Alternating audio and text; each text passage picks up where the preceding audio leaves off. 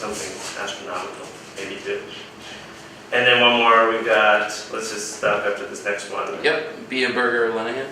Bea Berger Lenahan, she's a VP of product at Ticketly, Philly startup that's doing really well. She was at Google before that, and so she's going to talk about product development and a little bit about Google. So tomorrow, the night out, 7 to 10, beer, pretzels, and chatting and working or not. But interesting people come out to that.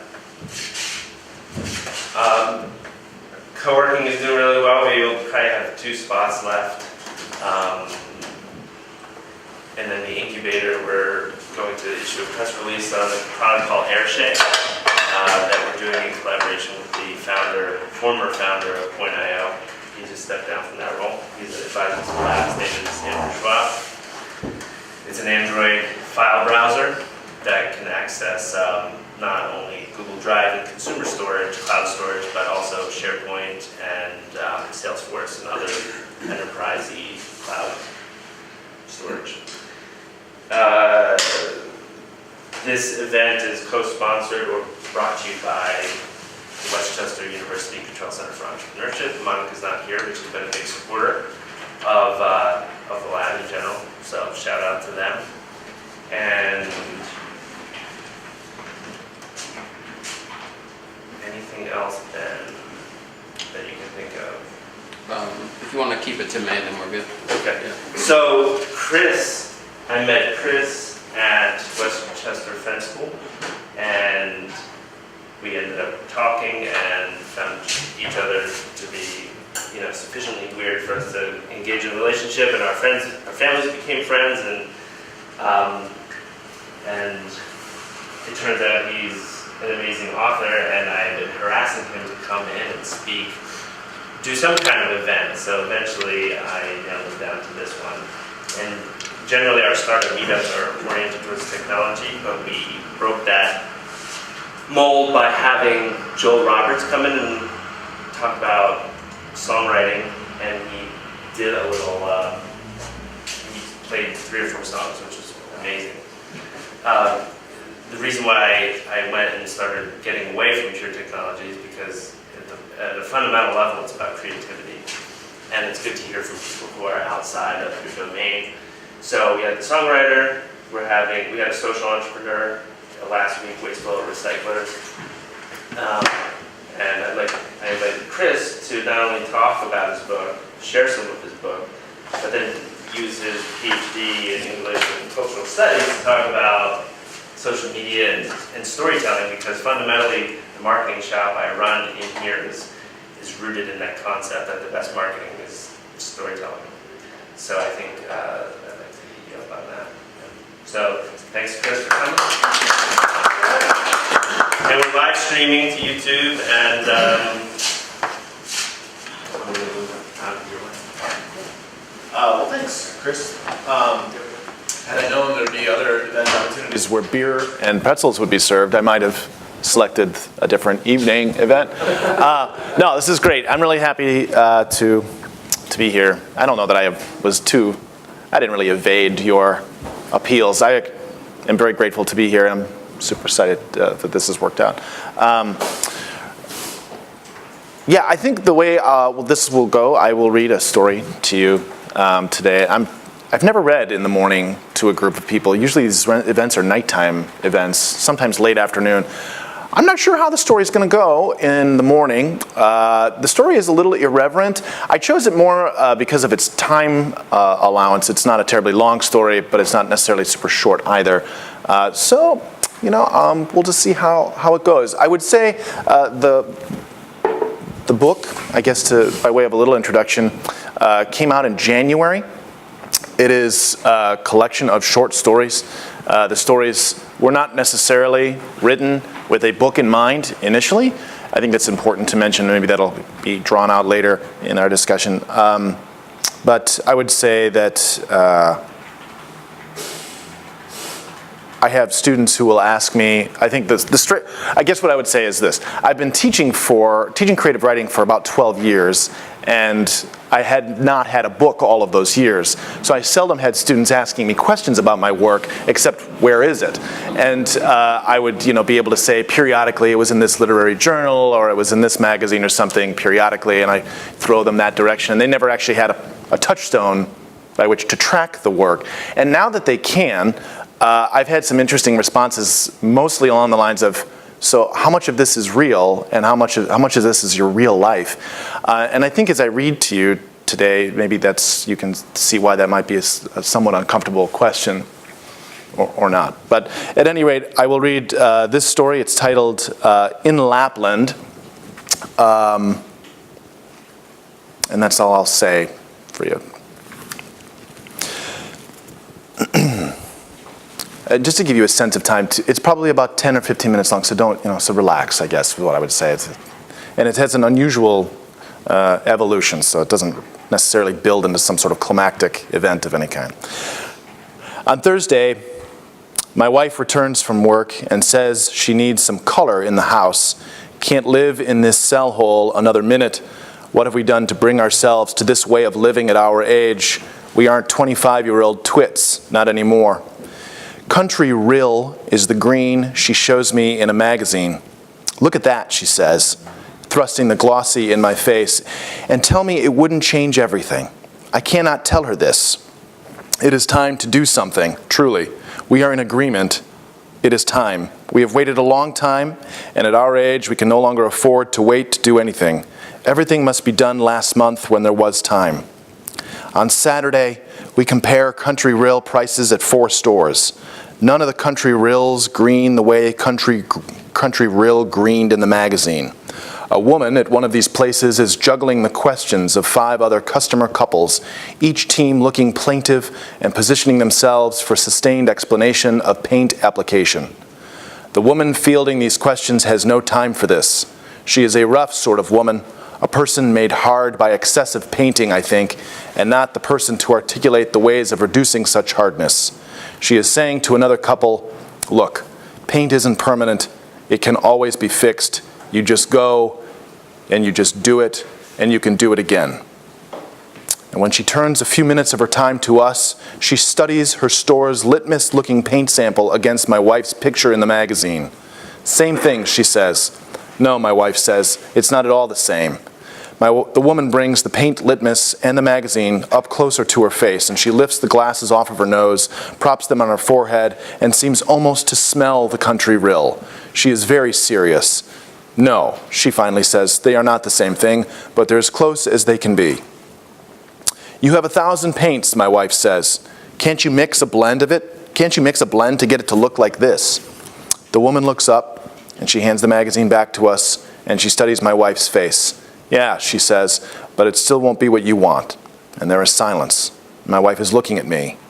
She wants me to confront this woman. I think about what to say to coerce a woman to make the color. And then the woman speaks again.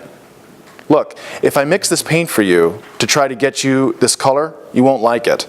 Trust me, you have to just get a color and like it. This, and then she points to the magazine in my wife's hands, this isn't your paint. It's somebody else's paint, and you cannot have it. That's the way it is with paint. This enrages my wife, who contends that she has never heard anything more ridiculous in her entire life. Color is a science, not an art. Paint is not unique. Color can be manufactured to a precise and desired specific quality. We aren't dealing in the subjective, she says, and I agree. But because we are both originally from the Madison, Wisconsin area, we've reserved all of this outrage for the car ride home, and we really let the car windows have it. All day Sunday, we are on broadband scrolling online paint resources. By sunset, we have selected a Country Rill from a company in Pennsylvania, and had it shipped overnight to the house. We pay an ungodly figure to overnight this paint, but there is no looking back. When it comes to paint, when it comes to everything at this point in our lives, cost is negligible. We charge it. We have no time for savings. All the savings we've been doing, all that's over. For the first time that weekend, we eat dinner without rushing. We have even turned on the television. It is our last supper. We lie awake and talk about the timing. How long does it take to paint trim? Can you paint in the evening, or should you paint in daylight? Does daylight diminish the quality of the paint? Does direct sunlight undermine the integrity of the pigments? Should we paint every night of the week, or wait and complete the paint all in one weekend? I say, I don't know if I could do that physically. My wife reaches across my nude chest and she seizes the telephone to call her sister.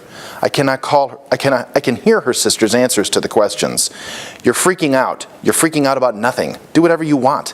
Paint a little, paint a lot. People with a lot less education than you, people in Lapland, paint all the time and have no problem with it. Don't make it a problem. Paint when it feels natural to paint. There's no right way to paint. When our house got painted, we didn't even want it painted. It just happened. We were like, well, I guess we'll have the house painted now. Her condescension is a wet metal rod in my mouth. When they finished and the phone is back in its cradle, I remind my wife that her sister has a cardiologist husband to pay for a professional job on their house, and that it is a luxurious position to say it didn't matter what you did with paint. Luxurious to believe you could do whatever the hell you wanted with trim, and all the things would come out right in the end. Of course things will not come out right in the end if you do not do them deliberately and thoughtfully. My wife does not want to hear it, and she flips a hand at me. And, I say, to the matter of education and the poor subjects in Lapland, your sister has no idea how many people are actually painting in Lapland. Very likely none. I dream of kneeling and working by the fireplace, those shit corners. What size brush should I use? And the tape job, that blue stickless tape, of the trim along the floor, the carpeting. By Monday, colleagues ask me my story, say things like, "What's your deal?" And I tell them. "Oh my God," one of them says, a woman I dated years ago who seems determined to maintain an ongoing interest in my personal life. You're going to do such a good job. I can completely see that for you, for your house. Your wife must just be like, ah." The males don't have any response at all to the painting question, only that I've shared anything about my domestic life with this old girlfriend. Do I think she won't somehow take advantage of this personal information? Ask, for example, to come over and see it, help me somehow? They laugh. They haven't married yet, these guys. They have no idea what lies ahead. I try to level with them. Can you paint trim every night, or does this make the job uneven? Can paint go bad or change color if it's left on too long? They look at me and they shrug. One of them answers, "Keep that shit to yourself. Trust me, you don't want people telling you what's best for you and your wife." "Well, I'm just talking objectively," I protest. "What's best for paint, generally speaking?" That's like asking what's best for cement, generally speaking. It all depends on what kind of cement you want. Rough, textured, flat, matte, shiny. I can't tell you what you want. Anyway, even when you know what you want, to a certain degree, you're just going to have to take what you get. You can't control cement. That's the bitch of Mother Nature. That evening, the sun is at an odd angle, gleaming off the cans on our front stoop. They have arrived. I yank each of them inside the house and read the instructions over and over. It's exhausting. I feel woozy. The smell of cans and of the future with the cans. I'm predicting the cans smell. I close my eyes. I open them again, and my wife is ready. She throws her bags on the floor and tears off her shirt and her slacks. She's in her underwear before I get upright. "Let's go," she says. "Get that lid off. Did you shake it? Did you stir it?" I say, "Is this the right color?" She says, "It's fine. Let's go." "I'm not even sure it's at all the right color," I say. "It's fine," she says. "Just shut up and stir." "But we need to tape." "You didn't fucking tape?" I just look at her. My wife swears a noun. It's an ugly thing. She throws herself onto the sofa. She is ruddy and damp. Her warm body is twisted on the sofa and hangs loose, pretty. She pushes her hair back from her eyes and she sighs, and then she swears again. She closes her eyes and just as I think she has forfeited her interest, she shakes her head and she says, "To hell with it." And she hops up again and she takes a brush and she thrashes it through the roller dish. "The carpet," I shout. She is deaf. She is swiping at the chair rail in long, reckless strokes. She's made a speckled rill of green rill on our old Berber. She's crouching like a catcher, raking along the wall next to the fireplace walls. Paint is flinging and it's dripping. She strokes in these long, reckless strokes, lavishing the wall above and below the rail. Her muscles tremble and they twitch. Her knees crack. I take a glob in the forehead and I come to. I have lost my breath. I haven't really even seen her like this. She turns and takes my hand and yanks me towards her, kisses me, her tongue firing into my mouth. "Come on," she says. "Get into it." Those walls that had kept me up at night are done in 13 minutes. In 13 minutes, I'm on my back, panting beside my wife, looking. We're both breathing out of our mouths, leaning against the sofa. It's a whole mess we have here. However, in the public sense, it is done. Or, as my wife says it has just started. Later, the nooks of the fireplace walls have filled like lake locks. My wife and I are strewn across the floor like castaways, drunkards. She lies flat, draping her arm over her eyes. Her cheeks are red. She swears again. She asks me if I smoke. We laugh. We are utterly wasted. We are glowing. She says, "Could you do more?" "Right," I say. She looks up at me. "No, seriously. I am 34 years old, and I'm a little bit nauseous." Later, it's Tuesday evening, and we are stripped down again and going at it like reckless teenagers, like we are doing something lewd that needs to be done very lewdly, very quickly. The windows are done in 10 minutes. The cat has country real paws. We laugh. The laugh is not, however, as it had been on Monday, robust. I say, "Do you like this? Is this something you're liking?" I shake my head. "I mean, are you glad we're doing it?" "It's fine." "Is it the color?" "No. It is what it is." And she scratches her cheek. "It is what it is, but it's good." She's not telling me the truth. She cannot tell me that if she were able, she would just do it all herself. I cannot be obviated because the project is too enormous for one person. Science has not yet really come this far. Not to the Midwest anyway, not to the suburbs, and not the middle class. It is the contract we'd agreed to, for better or for worse, that I be included in all of this. All of this is sticky noted across her forehead. And then, because she knows that I am reading this, she rolls on the floor and then she laughs affably. The first thing we see at the Engelvet's house is their trim. It's running up and down every room in the house. Every inch of their house blinds us. Finished and lovely color, matted color, glossy color, the shadows of work completed and past, distant hardships. In tremendous insult, they have even sanded away some of their color for a look of fashionable oldness. The kitchen stings with what I'd seen called icicles spreading above their tall cabinets. Just a subtle flourish, but it's there plainly enough to gall. The bathroom has crown molding the color of mud. I have my eyes shielded through half of the visit, but at dinner I compliment their attention to detail. "Really," I say. Bob says, "Really?" I push the matter. I want to know how long it took them. How long did it take you to work? How long did it have to work? How long did they have to work and then wait? Give me the ballpark. Years it took for them. On Wednesday, I suggest we take a day off, a day away from the painting. It's clearly become a mechanical thing, a means to an end, and is in no way any longer enjoyable. This should be enjoyable, right? Everyone says it should be fun. And we finish off the master on Wednesday night, and we shower together, and my wife says, "We have to do a second coat, you know." And she waits for my expression, and she says, "We aren't done, little buddy." And she takes my penis in her hand. We have the rest of the week to do more. We still have Thursday and Friday, Saturday and Sunday, and maybe even Monday morning. We need to get as much paint in there as possible, as much as you've got, as much as you will get. We need you to get it up in there.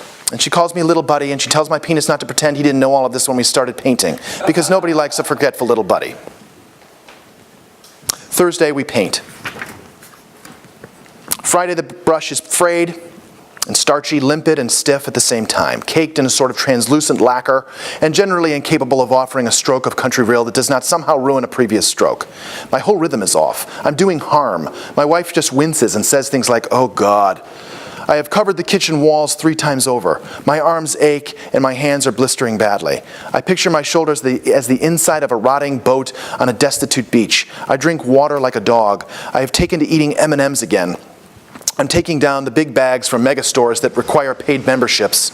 I have no idea where my wife is by Friday. She is glassy-eyed across the dining room table from me. Our dinners are fast food, delivered, frozen.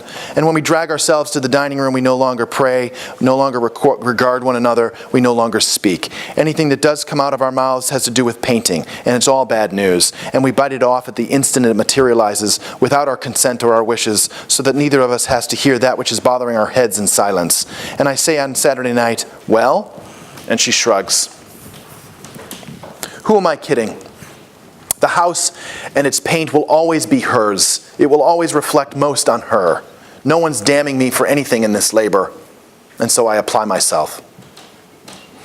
I say I'm going running on Saturday morning. My wife raises her eyebrows, questions of where this energy has suddenly been discovered appearing on her brow. it isn't being discovered, I'm lying to her. I take the car instead to the store where we were agitated by the rough worker because they are hosting a free painting clinic there from 11 to 2. And I have seen this in the paper at some point. And the rough woman stands in the middle of a square countertop unit that is mounted by at least 5 cash registers on all sides. And I cannot believe how many people have come to hear this woman speak. I can only imagine what things they must be like for these other people to have brought themselves to this lowness. I came because I did not expect this woman to be the person sawing off advice. The rough lady goes on and on and on about paintbrushes, concludes that of course no brush is actually any better than what you ultimately do with whatever brush you have. And she moves then to paint itself, and paint cans, and paint types, and concludes with the exact same premise, that all paint is the same insofar as it depends on what you do with the paint that you have. The other customers are nodding and pecking frantic notes in ink on their palms. I'm about to leave when I hear her say, I'll take with me out the sliding doors near Floral. Once you start painting, you can never really stop it. Painting is a snowball. My wife breathes deeply. I don't know, she says. The clouds are bursting, and when all has been cleared and touched up by late Sunday, when at last everything is shoved away in the garage and vacuumed and cleaned and finished, we hold one another, hold each other so tightly I have my wife's rib in my hand, and she is trembling and she's hot, and we can see plainly that we can see nothing clearly at all. That is it. The color is there, but it exists now as a thing all its own, unrelated to us, and the rest is up to everybody else, we guess. We guess we have done our part. We guess that the time after will all be worth the time before. So that's my story. I was right. It is weird to read it in the morning. It's a whole different feel. Also, the beer and pretzels wouldn't have hurt, I imagine. You have that little Jack Daniels in your coffee. Yeah, right. All right, well, thanks for doing that. It's pretty cool. It's always good to hear an author read his own work. It's not like listening to a musician, I can't imagine. I'm sure there's something that's more emotionally enjoyable about listening to a guitar player sing and play music. Listening to that. I mean it in all sincerity. I was thinking, as you said, Joel was the other creative artist. I was thinking that's really not a fair setup. He's amazing, right? Like, I mean, it's a whole different emotional experience than this. Well, this is something. It depends on the audience, really. Agreed. But I'll draw this comparison. I think that what authors, bands, and startups have in common is they're like these creative fits of energy that are all risk, right? When you build it, and maybe it works, and if it works really well, it scales beautifully, Yeah. right? We had a speaker here a couple of weeks ago, a talented local Ruby developer, and he's decided instead of a startup, I'm going to sell a book. I'm going to write a book and sell it because that can scale too. And that's a really good point. But with startups now, you have this concept MVP, minimal viable product. And you can get that to market and you can get feedback, and that keeps you going. So it's not a huge risk. I think that's a collection of short stories, but is it, or did you write it as a novel? No, it's definitely a collection of stories. Okay. Yeah. So you got feedback. Well, do authors Yes. get feedback? Absolutely. I was just talking about this with my students last night. They absolutely do. They were asking, they're at the end of the semester, and their final project will be to send off a story for publication, which might seem obvious to some degree. It's an advanced level course, but for all of them, that was the first time they'd even considered doing it. So it was kind of a cool conversation and cool discussion. And they had asked, one of the questions that came up was, okay, so if we send this off and they like it, but they want us to change stuff, do we change stuff in the story? And I think that's what you're asking about feedback. And my answer was absolutely. But I also told them I have many friends who would say absolutely not. That say, this is my story, you take it or you leave it. That is not how I work. I think I'm far too uneasy about my projects, too comfortable. So. But there's that big element of risk to be a writer because the odds are against you just like the odds are against most startups. Less than 1% was what most journals and presses will tell you, that they accept less than 1% of the stuff that they're sent. That's bad. Those are bad statistical odds. I don't know what those are. But so even if you make it, that doesn't mean you can make any money necessarily. Like that's industry success, but commercial success. Totally unrelated. Yeah, I actually owe money here. I don't. Okay, well, Michael. So, what's the story behind that story? What did you come to write it? What was the experience of writing it? I What can. was the result? Well, the result is easier to answer. It got published in the Gettysburg Review, which is just down the street, right in Gettysburg, Pennsylvania, part of Gettysburg College. It's a really great journal. I was thrilled. It was one of the biggest journals I'd ever been published in at the time, and still is, for that matter. So that was the result of it ultimately. It is a story that people do cite as one of their favorites because they think it's funny and enjoyable. So that's what, and it was also, again, like I said, time-wise, one that I thought was appropriate for our length. But you know, honestly, my wife and I were living in an apartment, and we were in discussions over whether or not we could paint part of this apartment. It was in a complex. And I have no idea what the laws or rules are with apartment complexes, broadly speaking, but this one did not want us to paint anything in the house. And it became absurd, these conversations and telephone calls I was having about painting. So I realized I was obsessing about something as absurd as painting, and that was the origin of it. I just felt like what we do with these things that rule and dictate our personal lives, for me anyway, I mean, it was becoming an obsession, and I got so angry that we couldn't do these things. And why was I angry about painting an apartment that was never going to be my own? And I was trying to figure out what this rage was, and about being limited and confined by the rules of others. I think these were things that were on my mind at the time. That probably I was feeling in other avenues of my life also, professionally, also, like the confines and what you can't seem to break out of, how you make your own rules and make your own, or what you do to fulfill the expectations of other people. And I think that was really guiding the story primarily. And what was the experience of writing? This one, different from a lot of stories, was quite fast. I think there was a real speed to it. So it was quite fast. If I remember, it would have been back, maybe 2004, 2005 or something. So it was a long time ago. But I remember it being kind of quick. I can still sort of picture myself sitting at the computer, writing it, working through it, and finishing it more or less in a day, which is really rare, I think, generally speaking, but also for me, very rare. But I mean, I went back and edited, and again, as we were mentioning, Gettysburg Review definitely wanted changes, very much so. And I changed a number of things, mostly edits, taking things out. But for the most part, the structure, the shape, and the execution of it was as it is now. But as far as uncertainty and insecurity, this would have been a good example of a story I was very insecure about and very surprised to hear anything back from. Because you send them out, you have no idea. You know what your odds are. They're terrible.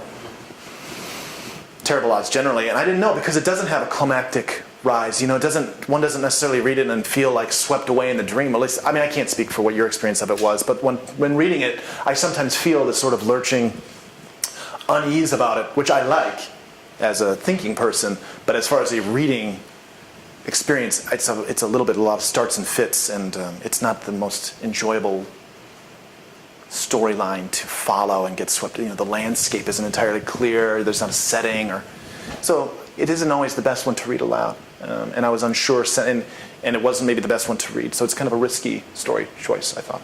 Not today, but I mean to send out. What would you say? What would your comments be about the life of a writer and the community that supports you?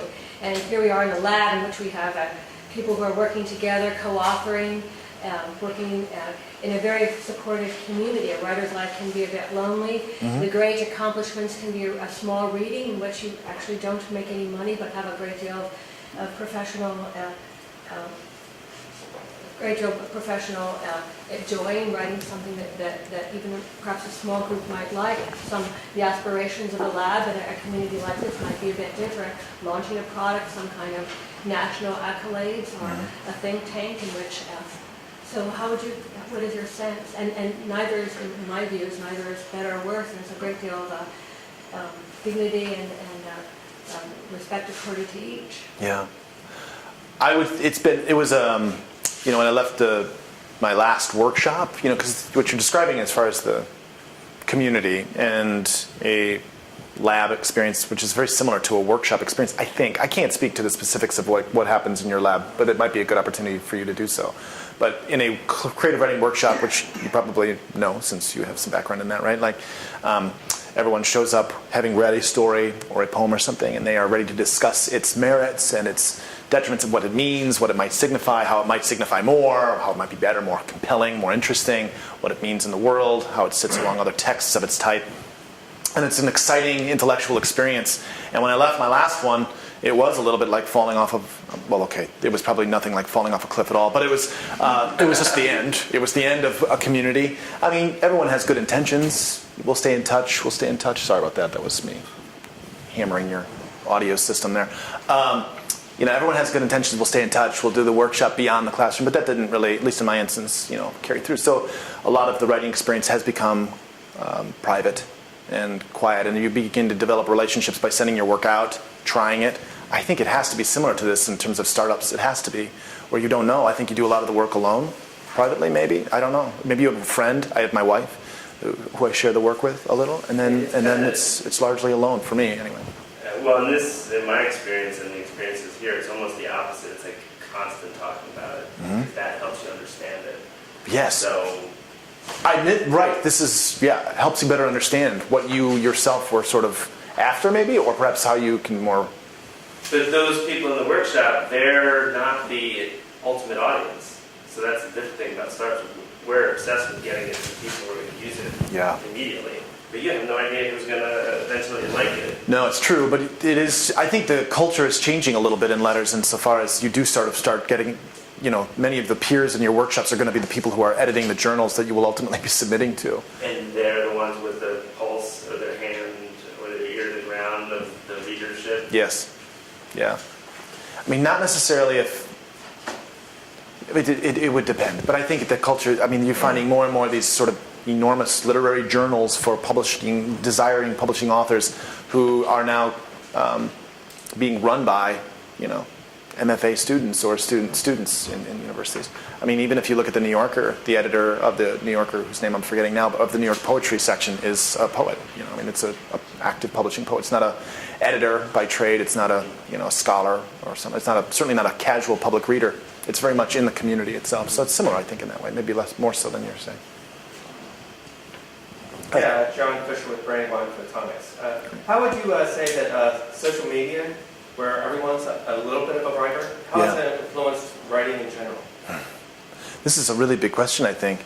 It's been on my mind a lot because, for years, again, I wasn't on the map in any way. I'm still not really on the map, literarily speaking, but I'm closer now to the map than I had been. But as soon as the book got picked up, there was a real desire by the press, by Coffeehouse Press and others, to get me closer to the map even more so than the book would do. So get on Facebook and be more, present yourself, have a public dimension.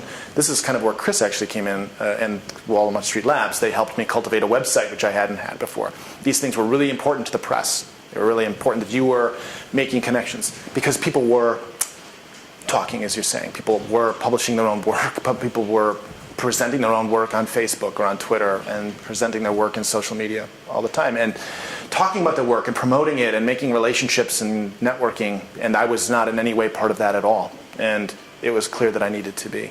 I'm still not. I'm really not good at it at all, and I don't particularly find pleasure in it. Chris will... Come a long way. Yeah, Chris will attest to that. It's kind of been a nightmare.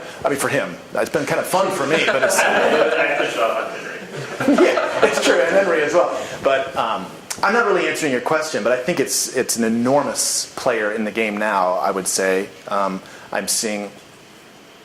It's one of the major players. New York is not the only place now where major literary discussions are happening. Major literary discussions are happening. We can just say creative conversations are happening, because it isn't just literary, it's creative conversations are happening very much online and social media. And people are developing projects right there as you're watching them on Facebook. It's all happening right there in front of you. Do blogs become a part of the creative process? Yes. Feedback, instant feedback? I wouldn't say I'm there yet, but I would say it's happening, absolutely. Well, I'm trying to get in there Yes. because I feel like what I know is people want to know about you, and they're trained to have immediate access to behind the scenes. And so what I've been trying to do is encourage Chris to do videos, take pictures, allow people to kind of see who he is, to have a better appreciation of the work. And one thing that I got him to we haven't done it yet, but because of the margins on books, authors aren't getting rich fast, and a lot of authors teach because they have to, not because they want to. So I'm thinking, I give Chris total freedom where he can just write. And if you think about Kickstarter, Kickstarter is about funding something and connecting with the person behind the project. And if we can sell his book through here and give people an option to pay an extra $10 or $50 to have a 15-minute conversation with the author, wouldn't that satisfy a burgeoning cultural interest in accessing the person. Because so often you read a book, you hear about this person, you put it down. And maybe now you'll see a YouTube video, but what if you could get access to that person? Mm-hmm. Then my purchase of that book isn't just a baseless consumer action or artistic maybe, but it's so much multi-dimensional at that point. You talk to the author. Personalized. Yeah. And there's a revenue stream that I mentioned it to the publisher, and they were like, well, we would want that. That would be additional value that they're adding. And I was like, no, it's Chris. He's doing it. But that could be a disruptive model because people like to talk, I think, now more than ever to the people behind it. So that's not Chris's natural state. I feel like I'm dragging him out. But It's true. Yeah, I mean, it's just coming from a different model. It's been an interesting journey. I think intellectually it's exciting to me, but I would say it's hard. I don't know. I'm coming from a model where it's all about paradigms, right? Like it's just how you saw your career, your life all along. Like I just saw that I would be a writer who would be quietly, I knew I'd be teaching and I would be doing my own creative work, but this new public dimension to it is just, I'm not really comfortable with it. I don't know that I'm terribly good at it. I don't know that I find energy in it. That's another aspect. It's kind of draining, right? Like you seem to thrive in that. I think you do. But we like to do it for clients. We don't want to make you do that all the time. But one of your stories went out with the Chicago Tribune Sunday edition. Yeah. In that context, social media could have been the oxygen blowing on the ember to build a fire. Yeah. If something like that happens and you don't tell the world, that's a lost opportunity. It's a completely lost opportunity. I use the word invented for the week. Relational commerce. Relational commerce, where whether it's providing a service for a friend, helping someone move a couch, and they buy you pizza, or rather than transactional commerce where you pay money and you get it. Yeah. Relational commerce is, I think, where our world is headed as far as who's going to succeed, who's going to fail. It's interesting.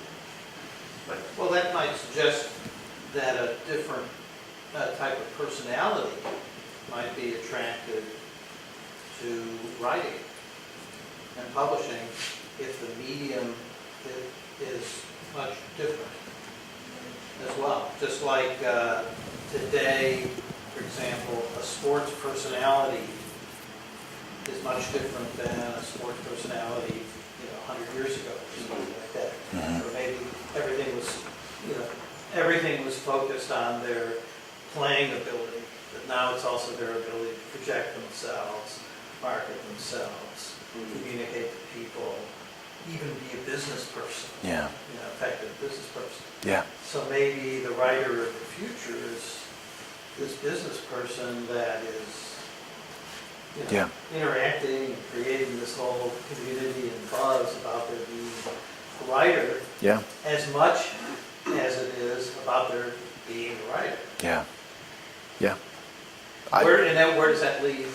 Where does it leave me? Yeah, that's an interesting question to ask you. I agree. In this forum, where people are creating products and services specifically to displace your existing model. Yeah, absolutely. Where does that leave? How do you feel? Well, you're right in the middle of this. I agree, and I would say it leaves me, right here, trying to make decisions that are both that have integrity for me, but also make practical sense in the world in which we live. And I haven't made a decisive move one way or the other because I'm just not really totally sure. I'm trying to go slowly, as you say. You're dragging me, because I think I don't mind forward progress in this particular realm, but I think one thing I didn't say about the paradigm was that the paradigm was informed by a lot of suspicion about self-promotion of work, right? But now there's not only there's no self-consciousness about promotion of work at all. If there's anything, there's a suspicion about people who don't self-promote their work. Those are the people who are elitist, or they're lacking a sense of the broader application of literature or something. It's just been a complete reversal in a lot of ways, in a lot of places, and I'm trying to figure all of that out personally. Where do I fit? I'm still we have some stories coming on that. Pardon me? Yeah, well, maybe. Yeah, it's not really my domain, generally speaking, but who knows? Maybe Yeah. you can write about this experience. Yeah. What's your name? Yeah. Wendy. Wendy. And I was struck by a couple of things. I mean, everybody, it feels like all kinds of industries are in such disruptive change, and publishing has just exploded. And Yeah. so it affects the way that you experience it. But at the beginning, you mentioned that people are always asking which part is real. Yeah. And what may make it more rewarding for you to engage with readers is if you can guide better questions. That's a dumb question about, well, not necessarily, but it's a limited question about fiction. Right. And if you get the discussion past that part about Yeah. biography, it's not really what it's about, Yeah. then it won't be as uncomfortable. It's not like you're revealing yourself and saying, well, this is real, and we painted this room, but we didn't throw it on the rug. You know, Yes. maybe you can. Yeah. Especially as a teacher, you may have some avenues where you say, well, and maybe Chris can give you ideas where, okay, you post a couple things that are suggestive and kind of get it to just, and then it could be fulfilling. Yeah. Maybe. Oh, I don't want to suggest it's not been fulfilling. I It's know, been but- exhilarating to be sure, because writing 12 years or something with having no interest in your work really gets to be a little bit painful to a degree. But so this has been an exhilarating shift. It's all happened. I mean, this was January, right? I mean, it's been January, so it's been just a few months. So it's been a real jolt. Yeah. But this is, I like what you're saying. Yeah. I think within all creative fields, you can look at, there have been a number of paradigm shifts. Look at the bees, for instance. That particular movement group of people, that self-promotion, some people maintain mystique. Yeah. Look at that particular group. Yeah. And they're loud and they're still read, fabulous, but somehow they managed the huge morass of this large country. They managed to voices heard. Yeah, absolutely. Distinct. Yes. And they reinvented themselves in a particular kind of way. And it was also a chance meeting of time, of writing, of vision. Yeah. And this may be your time that your friend is helping you to just reformulate in some. Yes. Because your voice is really strong, loud, and great. Well, thank you. So, Appreciate people that. resonate. It says the emotion is as clear as any piece of music. Yeah. Oh, that's very kind of you. Very generous. Thank you. Oh, one thing I notice in my brain is when I get sucked into a narrative, I cannot not put it down. I have to finish it, or a movie. And in social media, I'm so psyched that we're moving into this direction where there's storytelling. Yeah. Do you see?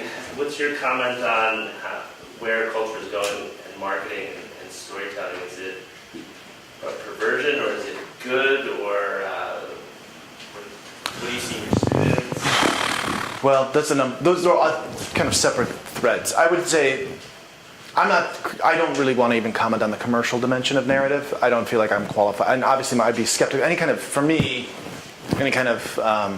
I'm not really thrilled with the exploitation of narrative for commercial ends, which may or may not be a conflict of interest for this particular laboratory. I don't really know.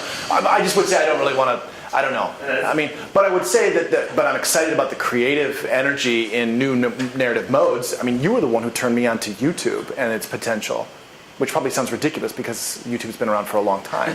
But I mean, what YouTube has done with narrative and storytelling is probably one of the most exciting areas. And my only real concern is just my inadequacy. I mean, I have no familiarity with it. I haven't trained in it. It's an exciting venture that will require a great deal of time and diligence. But I love that audio-visual dimension to written prose. And that confluence of written prose and visual and audio is an exciting dimension for me. And to come to the third question, I am seeing more of my students with increasing levels of comfort in that way.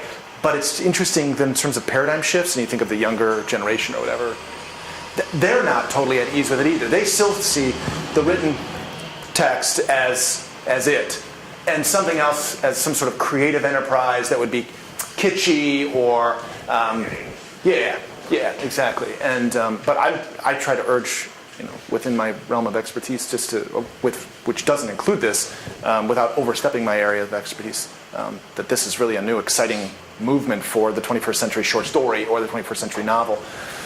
Just a real quick, I don't know what our time frame is, but I was just going to say, I taught a class at Westchester University, my first year here. It was called The Social Value of, what was it called? Something like fiction and the social problem, and talked about fiction writing and fiction writer and the role of the fiction writer in the 21st century. Do they have any social value at all? I mean, can a fiction writer, can a short story writer or a novelist actually make social or affect social change in the world today?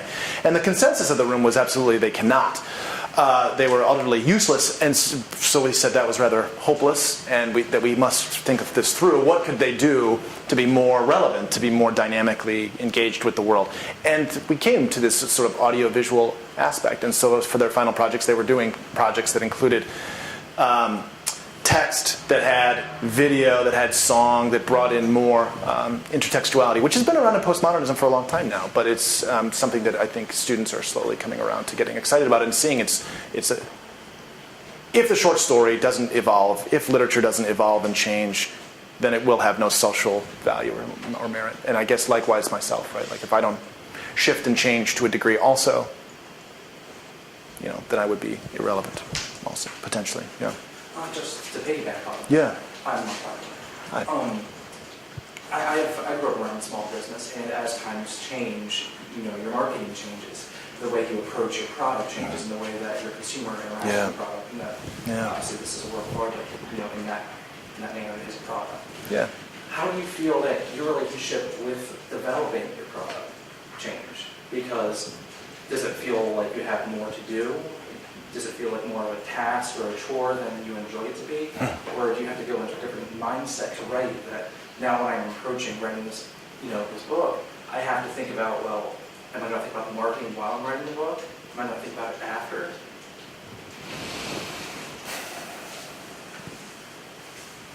I'm thinking about the marketing far more now than I ever did before, and I'm not totally sure that that's been a positive effect on the work, or my creative energy, or my enthusiasm for creating art. But again, I think that's indicative of like who I am as a person and the paradigm I'm trying to break out of. Like those two probably should come together in some sort of exciting spirit. But right now I feel like, oh God, do I really, if I do another book, to what degree am I going to be responsible for Facebooking about this page, or this book or something? What's that? Am I doing this all over? Yeah, am I going to do this all over again? And how am I going to, and I should be seeing this but I mean, it is more of a task, to be completely honest with you. But again, that speaks more to me personally. I'm seeing absolutely my peers and my colleagues embracing this, using it, and, that's why I'm grateful for the lab. I mean, it's helping me bring me around. I mean, but I do have questions about the integrity of it. I do have questions about marketing and talking about art as product. Very uneasy about it. And I guess that uneasiness and that insecurity is something I want to celebrate, not break away from. I think. Yeah. Yeah. Now, I think there's always been an aspect to writing that's been associated with immortality.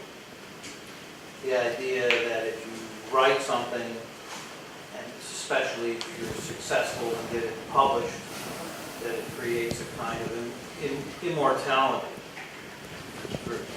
Today, virtually everyone is immortal because they're all immortalized. Nothing else on an NSA phone. Yeah. Right. And that will last forever. Yeah. So I wonder if that somehow changes the equation of writing, since everyone is a published author now, even if it's their own stupid email. Yeah. And photos. Yeah. And, Facebook postings. Yeah, I don't know if maybe you could answer this one. I don't know if I'll be able to answer that one in the way that would be satisfactory. I guess for me, writing has always been a profession. Well, it's a creative outlet, right? And it's also been a professional necessity, one that I wanted to have. So because in order to teach creative writing, in order to be a teacher, which is something I actually do like. I do prefer to do it. I feel sometimes that writing is too self-indulgent and maybe too self-indulgent. And so I like that the teaching was a way to connect with people and bring literature to people. And not mine, of course, but because I never really had the chance to do so, and I still wouldn't even, I don't think I will. But bring other forms of writing to people and to communicate about it and to grow intelligence accordingly. So for me, I think it's probably going to always be that way, and so I don't know about the immortality dimension to it. It really isn't a preoccupation of mine, and if other people want to feel immortalized by their blog posts, I would just simply say that since I see writing is a mode of communication that should be shared, and to grow and evolve intelligence in a culture that desperately needs it, I would say great. And if that means immortalization, then I'm totally at peace with it. I don't feel lessened by others' immortality by writing. I feel like that's probably as it should be. Cool. I think we should end on that note. Okay. Which is good. Thank you for coming and talking. Thank you for coming.